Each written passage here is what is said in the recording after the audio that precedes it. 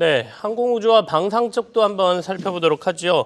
키움증권의 이한결 연구원이 나와 있습니다. 어서 오십시오. 네, 안녕하십니까. 방산 업황 올해 나쁘진 않았어요, 그죠? 네, 어떻게 맞습니다. 네. 평가를 하시나요? 올해 뭐 일단 전반적으로 네. 실적이 이제 개선되는 구간임을 좀 확인을 했고, 전반적인 실적 개선 흐름을 확인했고, 또 이제 폴란드를 비롯해서 뭐 추가적인 수출 모멘텀도 있었기 때문에 주가 흐름은 올해 업체별로 좀 차이점이 있지만 괜찮았다라고 좀 보고 있습니다.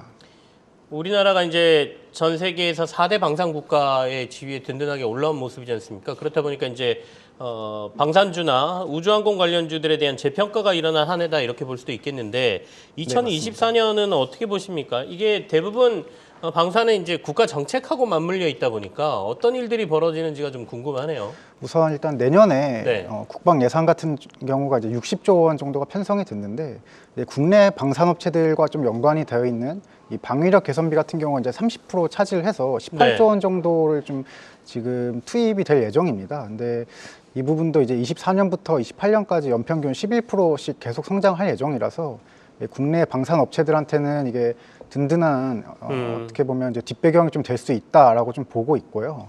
앞으로 지금 국내 같은 경우에는 이제 고고도 미사일 요격 체계, 그다음에 천궁 개량 사업, 그다음에 네. KF-21, LAH 이제 소형 무장 헬기 사업 등 뭐 이런 다양한 지금 이제 국가 무기 체계 획득 사업이 지금 존재하고 있기 때문에 이런 부분을 진행하면서 이제 해당하는 업체들의 수혜가 좀 예상이 되는 부분이 좀 있고요.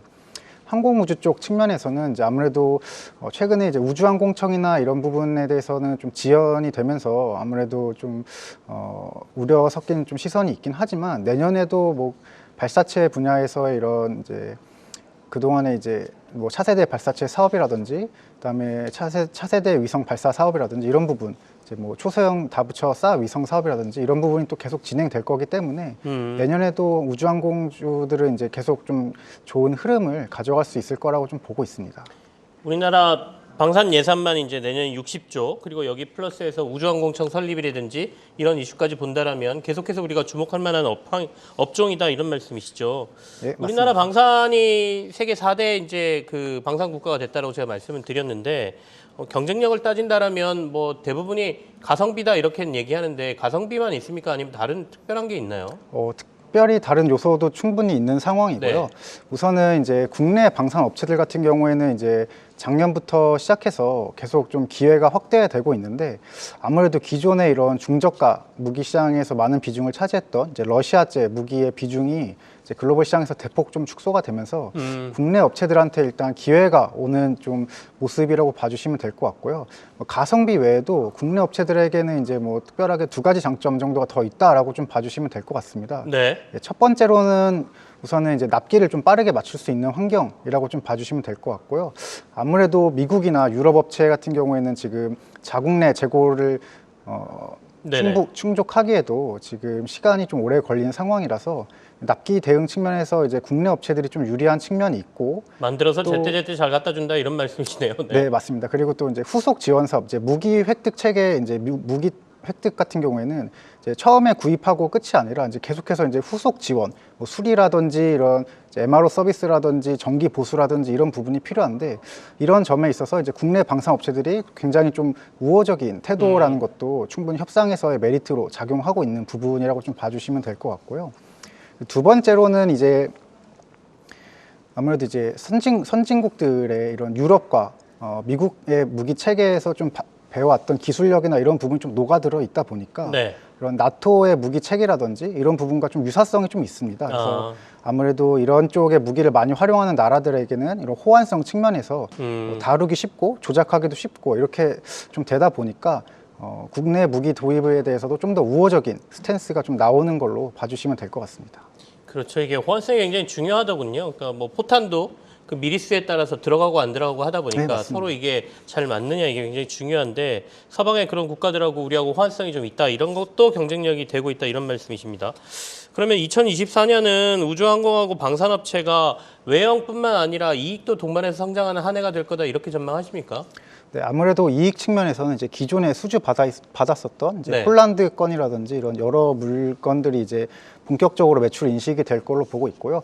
올해 이제 일부 확인하셨겠지만 폴란드 쪽 이제 수출로 나가는 물량들 같은 경우 이제 수익성이 상당히 괜찮은 편에 속하기 때문에 내년도에는 이런 납품 물량이 더 확대될 거고, 그럼에 따라서 이제 이익도 좀 같이 개선되는 모습을 좀 기대해 볼 만하다라고 좀 보고 있습니다. 네. 정권 교체 이슈에 따라서 폴란드는 뭐 취소하네 어쩌네 뭐 이런 얘기도 있던데 그런 위험성은 괜찮나요? 최근에 이제 또 하원 의원이 이제 그런 네네. 발언을 한번 해서 이슈가 된 적이 있었는데, 그리고 나서 이제 총리가 한번 이제 기존 이제 정부의 거래를 존중한다라는 발언을 한 부분이 있고요. 아무래도 이제 앞서 언급드렸듯이 이런 납기 측면이나 이제 폴란드가 지금 처한 특수성, 이제 좀 무기를 빠르게 네네. 획득을 해야 되고 또 가성비도 고려하지 않을 수 없는 상황이기 때문에 이런 이제 점을 좀 종합해 봤을 때 이제 국내 업체만한 대안이 사실 이제 크게 존재하는 상황이 아니라고 좀 아니다. 보고 있습니다. 그래서 후속 계약도 좀 무리 없이 좀 차근차근 체결되지 않을까라고 좀 보고 있고요. 내년에도 네. 특히 이런 수출 관련해서는 모멘텀이 좀 여러 부분이 좀 다수 있기 때문에 이런 부분에 있어서 이제 업체별로 개별 수주 모멘텀 한번 주목해 볼 필요가 있다라고 좀 보고 있습니다. 2024년 우주항공과 방산주에서 탑픽 종목은 그러면 뭘로 보고 계세요? 일단 이제 방산 쪽에서 탑픽은 하나 에어로스페이스를 좀 네네. 말씀드리고 있고, 우주항공 쪽에서는 이제 인텔리안테크를 좀 탑픽으로 말씀을 드리고 있습니다. 네. 하나 에어로스페이스 같은 경우는 이제 4분기부터 폴란드 쪽 물량 납품이 좀 시작이 되면서 실적 개선을 이끌 거로 좀 기대를 하고 있고요. 24년에는 이런 납품 물량이 더 확대되면서 실적 개선 폭이 더 커질 걸로 좀 보고 있습니다. 그래서 실적도 좋아지는 구간이고, 모멘텀 측면에서도 지금 호주 쪽 사업이라든지 호주 레드백 사업, 그다음에 폴란드 2차 계약이 좀 마무리됐고, 내년 초에 이제 루마니아 K9 자주포 사업이라든지 영국 이제 자주포 신규 교체 사업이라든지 이런 부분에 좀 참여를 하면서 아직도 좀 수출 모멘텀이 풍부하게 남아있다는 점에서 탑픽이라고 좀 말씀을 드리고 있고요. 인텔리안테크 같은 경우는 이제 항공우주 대표주로서 내년도에 이제 주요 고객사인 원앱에 이제 저궤도 인터넷 서비스, 저궤도 네. 위성 인터넷 서비스에 이제 글로벌 서비스가 시작이 될 걸로 좀 보고 있습니다. 그래서 여기에 맞춰서 안테나 수요는 좀 확대될 걸로 보고 있고요. 하반기부터 이제 양산 물량이 확대되면서 실적 개선이 이제 나타나는 구간이라고 좀 보고 있기 때문에 네. 내년도에도 이제 인텔리안테크 주목해 볼 만한 필요가 있다라고 좀 말씀드리고 있습니다. 알겠습니다. 기움증권의 이한결 연구원과 함께했습니다. 감사합니다. 네, 감사합니다. 네, 마무리 짓겠습니다. 오늘도 뭐 마무리될 때까지 좀 지켜보시고요. 시장에 크게 힘은 없습니다. 또 방향성을 곧 잡겠죠. 그때까지 또 잘 수익 보존하시면서 연말까지 올해 수익 잘 보존하시길 바라겠습니다. 저는 내일 또 찾아오겠습니다. 고맙습니다.